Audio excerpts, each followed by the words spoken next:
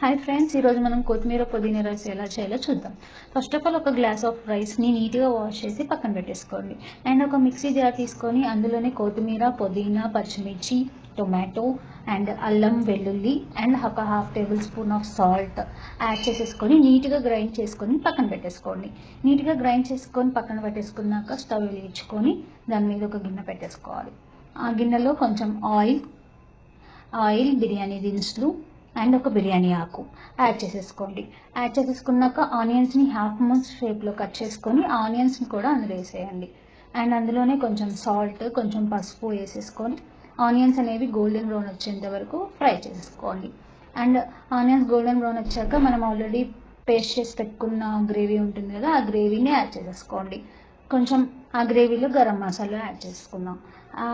Garam masala add చేసుకున్నాక oil పైకి తేలేంత వరకు ఉంచుకొని పైకి తేలిపోయాక రైస్ని యాడ్ చేసుకోవాలి. రైస్ని యాడ్ చేసేసుకున్నాక ఒకసారి అంతా కలుపుకొని అండ్ 1 గ్లాస్ ఆఫ్ రైస్కి 2 గ్లాసెస్ ఆఫ్ వాటర్ అయితే సరిపోతుంది.